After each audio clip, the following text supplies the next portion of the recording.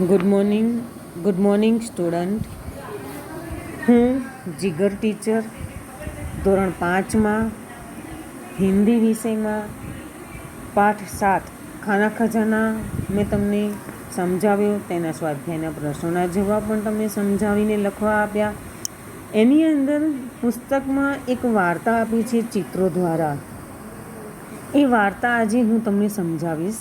એ વાર્તાનું શીર્ષક છે, એનું નામ છે કિસાન और उसके 4 બેટે, એટલે કે ખેડૂત અને તેના 4 દીકરા ગુજરાતીમાં કહેવાય. પણ આ વાર્તા હિન્દીમાં આપી છે, એટલે આપણે એનો આજે હિન્દીમાં જ અભ્યાસ કરીશું. ઓકે, તો શરૂઆત કરીશું વાર્તાની.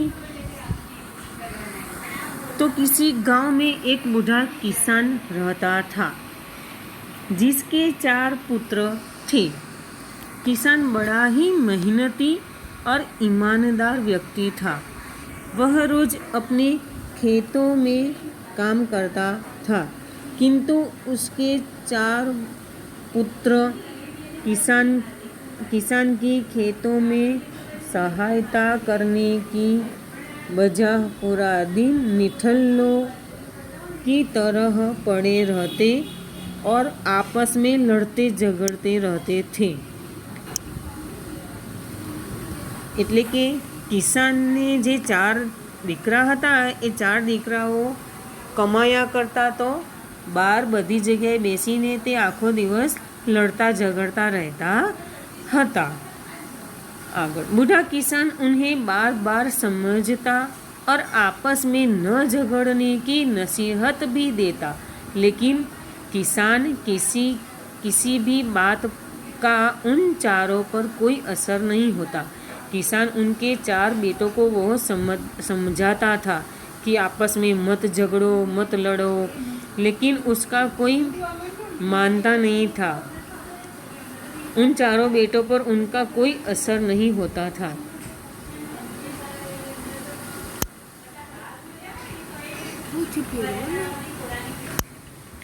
एनाथी आगळ, किसान को बस हमेशा यही चिंता लगी रहती थी कि यदि ये 4 भाई आपस में ऐसे ही लड़ते रहे तो मेरे मरने के बाद लोग इनकी इस बेवकूफ़ी का फ़ायदा उठा सकते हैं. यूं ही दिन गुजरते गए और फिर एक दिन किसान की तबीयत बहुत बिगड़ने लगी. जब मृत्यु का समय निकट आ गया तब उसने अपने 4 पुत्रों को अपने पास बुलाया तथा सभी से एक एक लकड़ी लाने को कहा. किसान ने क्या कहा, उसका मृत्यु का समय नजीक आया तो उसके 4 बेटों को किसान ने उसके पास बुलाया और एक एक लकड़ी लाने को कहा. जब चारों एक एक लकड़ी ले आए तो उस बूढ़े किसान ने अपने बड़े पुत्र से उन 4 लकड़ियों को एक रस्सी से मजबूती के साथ बांधने को कहा. बड़े बेटे ने वैसा ही किया. एक बेटे को किसान ने लकड़ियों को रस्सी से बांधने को कहा और बड़े बेटे ने वैसा ही कर दिखाया. अब किसान ने रस्सी से बंधे लकड़ी के गट्ठे मीन्स बंडल, जे लाकड़ीने भेगी करीने तमे दोरी बांधो ने, लाकड़ीओनो बांधेलो ढगलो, गट्ठे को अपने प्रत्येक पुत्र को बारी बारी से तोड़ने को कहा. लेकिन उन 4 में से कोई भी उस लकड़ी के गट्ठे को तोड़ न सका. लकड़ी का गट्ठा बनाया रस्सी से बांधकर और उस 4 बेटों को किसान ने तोड़ने को कहा. तो विद्यार्थियों, તમે જ કહો, એક લાકડી તૂટે કે 10 લાકડી ભેગી કરીને દોરડાથી બાંધી હોય અને તમને કોઈએ તોડવાનું કહે તો એ તૂટે કે ના તૂટે? કઈ તૂટશે? લાકડીનો ઢગલો તૂટશે કે એક લાકડી તૂટશે? તમે જ વિચારો. આગળ, इसके बाद किसान ने उस गड्ढे को खोलकर उसकी एक एक लकड़ी अपने 4 पुत्रों को देकर कहा, अब इन्हें तोड़कर दिखाओ. फिर किसान ने क्या किया, लकड़ी का गड्ढा कोई भी बेटे से नहीं टूटा। तो उसमें से एक एक लकड़ी निकाल कर अपने 4 बेटों को दे दी और कहा कि अब ये एक एक लकड़ी तोड़कर दिखाओ। सभी ने लकड़ी तोड़ दी। सभी बेटों के हाथ में एक एक लकड़ी थी, वो तोड़ दी। एक एक लकड़ी हाथ में दो तो टूट ही जाती है ना। लकड़ियों का ढेरा बना कर दो तो टूटती है क्या? नहीं टूटती। तब किसान ने समझाया, देखो, जब मैंने तुम्हें लकड़ी का गट्ठा दिया तो तुम में से कोई भी उसे तोड़ नहीं पाया, लेकिन जब मैंने उस गड्ढे को खोलकर तुम्हें एक एक लकड़ी तोड़ने को दी तो तुम सभी ने आराम से मेरे द्वारा दी गई लकड़ी तोड़ दी। किसान ने अपने 4 बेटों को लकड़ी का गट्ठा का उदाहरण देकर समझाया कि एक एक लकड़ी मैंने तुम सबको दी तो एक एक लकड़ी आप तोड़ सके, लेकिन लकड़ी का गट्ठा बांधकर आपको तोड़ने को दिया तो आप उसे तोड़ सके नहीं तोड़ सके।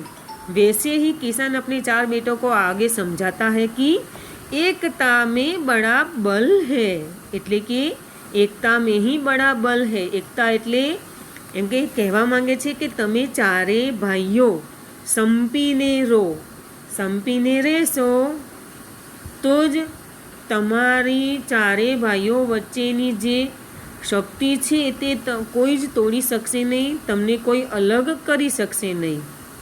जब 4 लकड़ियों को एक साथ मिला देने पर तुम में से कोई भी उन्हें नहीं तोड़ पाया, ठीक इसी प्रकार यदि तुम चारों आपस में मिलकर एक साथ रहोगे तो तुम्हें आसानी से कोई हानि नहीं पहुंचा सकता। એટલે કે એવું કહેવા માંગે છે કિસાન ખેડૂત એના 4 દીકરાઓને કે તમે ચારે ભાઈઓ સંપીને લડ્યા ઝઘડ્યા વગર રહેશો તો તમારું સંપીને રહેવાનું જે તમારામાં શક્તિ છે તે કોઈ જ તોડી શકશે નહીં। लेकिन यदि तुम आपस में लड़ते झगड़ते हुए अकेले रहोगे तो तुम्हें कोई भी नुकसान पहुंचा सकता है, ठीक उसी लकड़ी की तरह जिसे तुम सबने आसानी से तोड़ दिया था। એટલે કે તમે જો ચારે ભાઈઓ અંદરો અંદર લડતા ઝઘડતા રહેશો તો તમને કોઈ પણ નુકસાન પહોંચાવી શકે છે, તમને વધારે અંદરો અંદર લડાવી ઝઘડાવી શકે છે। એટલે કે તમારે લડવા झगड़વાનું नहीं। लकड़ी का घटा तुम नहीं तोड़ सके ना, क्यों? क्योंकि वो सब एक साथ थी। उसी प्रकार तुम चारों भाई भी आपस में मिलजुल कर एक साथ रहो तो तुम सब चारों भाइयों को कोई अलग नहीं कर सकता, कोई लड़ते झगड़ने नहीं देगा। तो इस कहानी से आपको क्या सीख मिलती है? इसीलिए मेरे पुत्रों, तुम सबको मिलजुल कर साथ रहना चाहिए।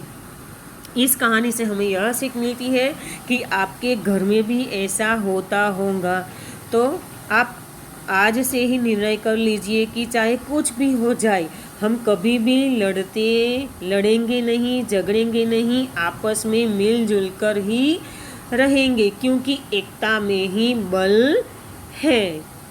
तो विद्यार्थी मित्रों, आज मैं तमने जे आज हिंदी में आ वार्ता एटले के कहानी में जे तमने समझावी ते तमे ध्यानथी सांभળી पण हशे, साथे साथे समझी पण हशे अने याद पण राखी हशे। तो आ जे वार्ता छे ते हूँ तमने मोकलावी रही छूँ यूट्यूबना विडियो द्वारा। ते तमे ब्लू लाइन पर क्लिक करीने खोलीने जोशो, समझशो अने याद पण राखशो तथा नोटबुकमां एकवार लखशो पण खरा। पुस्तकमां ते वार्तानुं चित्र आप्युं ज छे, तो ते तमे ध्यानथी जोईने आ वार्ता नोटबुकमां एकवार लखशो अने साथे साथे तैयार पण करशो। अने जो विद्यार्थी मित्रों तमने आ विडियो मारो बनावेलो गम्यो होय, पसंद आव्यो होय तो तमे लाइक पण करशो अने सब्सक्राइब पण करजो। Thank you. विद्यार्थी मित्रों, जो अमारा द्वारा યુટ્યુબમાં તમને મોકલાવેલા વિડીયો ઝાંખા દેખાતા હોય તો તમે આ રીત જોશો અને અમલ કરશો. સૌથી પહેલાં આપણે જે વિડીયો જોવો છે તેના પર તેને ચાલુ કરીશું. જો વિડીયો ઝાંખો દેખાતો હોય તો અહીંયા ઉપર 3 ટપકા આપેલા છે તેના પર દબાવીશું અને તેમાં ક્વોલિટી પર દબાઈને આપણે 360p પર દબાવીશું અને તેનાથી 5-6 સેકન્ડ રહીને વિડીયો ચોખ્ખું દેખાવા મળશે. આથી કરીને આ વિડીયો તમને જોવામાં તકલીફ નહીં પડે. So thank you.